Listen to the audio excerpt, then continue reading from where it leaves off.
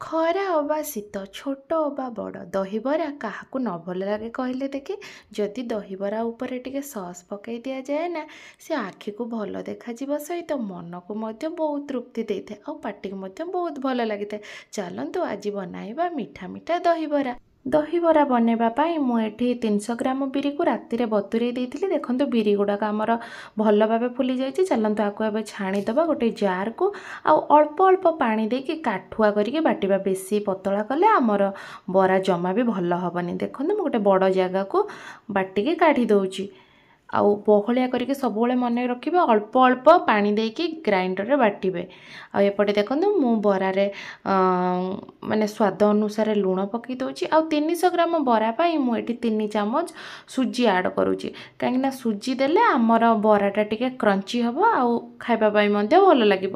ଆଉ ମୁଁ ଏଥିରେ କିଛି ବି ସୋଢ଼ା ୟୁଜ୍ କରୁନି, ଯେହେତୁ ଛୋଟ ପିଲା ମୋ ଘରେ ଅଛନ୍ତି, ବରା ଖାଇବେ, ସେଥିପାଇଁ ମୁଁ ଜମା ବିଲକୁଲ ବି ସୋଢ଼ା ୟୁଜ୍ କରୁନି। ଦେଖନ୍ତୁ ମୁଁ ଏଠି 3 ଚାମଚ ସୁଜି ଆଡ଼୍ କରୁଛି। ସୁଜି ପକାଇଲେ ବହୁତ ଟେଷ୍ଟି ଲାଗିବ।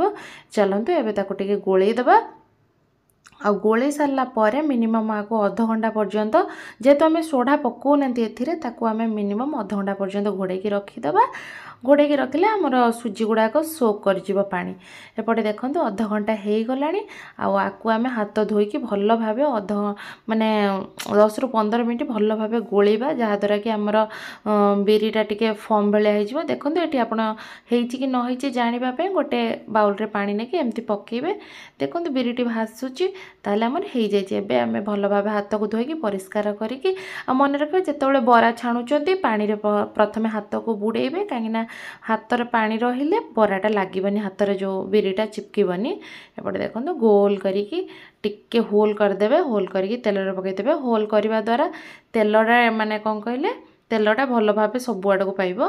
ଆଉ ଏପଟେ ଦେଖନ୍ତୁ ମୁଁ ଏଠି ମାନେ ବରା ଛାଣିକି ପାଣିରେ ପକାଇଦେବା। ପ୍ରଥମେ ଲୁଣ ପାଣି କରୁଛି, କାହିଁକିନା ବରାରେ ଯେଉଁ ତେଲଟା ଥିବ ସେଇଟା ପାଣିରେ ପକାଇଦେଲା ମାନେ, ଲୁଣ ପାଣିରେ ପକାଇଦେଲା ମାନେ ସେଇଟା ମାନେ ପାଣିରେ ଭାସିକି ବାହାରିଯିବ, କିଛି ଅସୁବିଧା ନାହିଁ। ଏପଟେ ଦେଖନ୍ତୁ ଆମର ବରା ଗୁଡ଼ାକ କେତେ ବଢ଼ିଆ ସେ ଫୁଲି ଗଲାଣି। ବିନା ମୁଁ ସୋଢ଼ାରେ ଛାଣିଛି, ଯେହେତୁ ଆପଣ ଚାହିଁଲେ ବି ସୋଢ଼ା ପକାଇ ପାରିବେ, କିନ୍ତୁ ମୁଁ ବେଶୀ ପସନ୍ଦ କରେନି ସୋଢ଼ା ପକାଇବା ପାଇଁ ଖାଇବାରେ।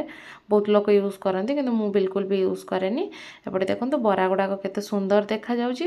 ଆଉ ବରା ଆମର ହେଇଗଲାଣି ଗୋଲ୍ଡେନ୍ ବ୍ରାଉନ୍ କଲର୍। ଏବେ ତାକୁ ଛାଣିଦେବା।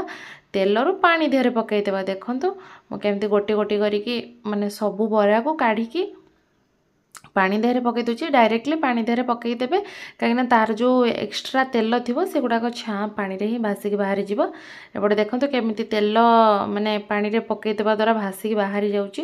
ଆଉ ଏପଟେ ଦେଖନ୍ତୁ ଆଉ ଯେଉଁ ବାକି ଯେଉଁ ବରା ଗୁଡ଼ାକ ଥିଲା, ଆମେ ତାକୁ ସେଇ ପ୍ରୋସେସ୍ରେ ସବୁ ସେମ୍ ପ୍ରୋସେସ୍ରେ ଛାଣିଦେବା।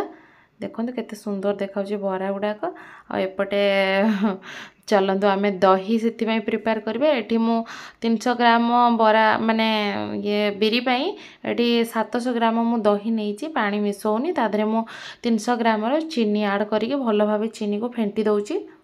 ଦେଖନ୍ତୁ କାହିଁ ନହେଲେ ଚିନିଟା ମୁଣ୍ଡା ମୁଣ୍ଡା, ବଡ଼ ଦାନା ଚିନି ରହିଯିବ ମୁଣ୍ଡା ମୁଣ୍ଡା, ତ ଚିନିକୁ ଟିକେ ଫେଣ୍ଟି ଦେଲେ ତାପରେ କ'ଣ କରିବା, ଯେଉଁ ବରା ଗୁଡ଼ାକ ଆମେ ପାଣିରେ ପକାଇକି ରଖିଥିଲେ, ଏବେ ସେ ପାଣିକୁ ଚିପୁଡ଼ିକି ଦେଖନ୍ତୁ ହାଲକା ହାତରେ ପ୍ରେସ୍ କରିକି ଛାଣିବେ, ନହେଲେ ବରା ଗୁଡ଼ାକ ବହୁତ ସ୍ମୁଥ୍ ହେଇଛି, ଭାଙ୍ଗିଯିବ। ଦେଖନ୍ତୁ ତଳେ ଯେଉଁଗୁଡ଼ା ମୁଁ ଆଗେ ପକାଇଥିଲି ସେଗୁଡ଼ା ବେଶୀ ଫୁଲିଗଲାଣି, ତାକୁ ହାଲକା ହାତରେ ପ୍ରେସ୍ କରିଦେଲେ ପାଣି ଆଉ ତେଲ ଏକ୍ସଟ୍ରା ଯେଉଁ ଥିବ ବାହାରିଯିବ। ତାପରେ ଆମେ ସେଥିରେ କ'ଣ କରିବା ନା, ଦହିରେ ଯେଉଁ ବାକି ଦହି ପ୍ରିପେୟାର କରିକି ରଖିଛନ୍ତି ସେଥିରେ ପକାଇଦେବେ। ମୁଁ ଆଗରେ ଚିନି ପୁରା ଫେଣ୍ଟିକି ରଖିଦେଇଛି, ଆଉ କିଛି ଅସୁବିଧା ନାହିଁ। ଏପଟେ ଦେଖନ୍ତୁ ମୁଁ କେମିତି ପକାଉଛି। ଏବେ ଚାଲନ୍ତୁ ଆମେ ମାନେ ଛୁଙ୍କ ମାରିବା।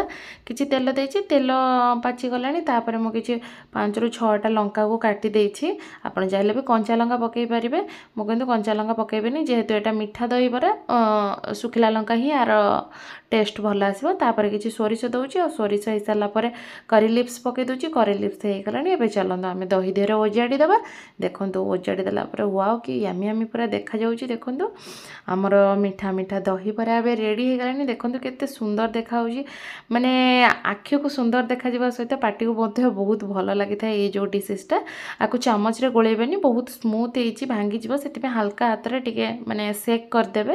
ଚାଲନ୍ତୁ ଏବେ ପ୍ଲେଟ୍କୁ କାଢ଼ିଦେବା। ଦେଖନ୍ତୁ ପ୍ଲେଟ୍କୁ ଏବେ କାଢ଼ିଦେଲେ କେତେ ସୁନ୍ଦର ଦେଖାଯାଉଛି ଦହିବରା। ଆଉ ତାକୁ ଟିକେ ଗାର୍ନିସିଂ କରିବା ପାଇଁ ସେଥିରେ ମୁଁ କିଛି ଟମାଟୋ କେଚପ୍ ପକାଇ ଦେଉଛି। ଦେଖନ୍ତୁ ୱାଓ ପୁରା ୟାମି ୟାମି। କାଟିକି ଏବେ ଦେଖିବା କେତେ ସ୍ମୁଥ୍ ଆଉ ଫ୍ଲପି ହେଇଛି ବରା। ଦେଖନ୍ତୁ संगे संगे बनैले तथापि केते सुंदर ହେଇଛି ଦେଖିପାରୁଥିବେ। वाओ पूरा सुंदर। ओके सांग मैंने आपण माननको माने डिशटा केमिति लागिला प्लीज कमेंट करी कहबे और निश्चिंत बनिकी घरे मते खाइबे। थैंक यू बाय बाय सांग मैंने।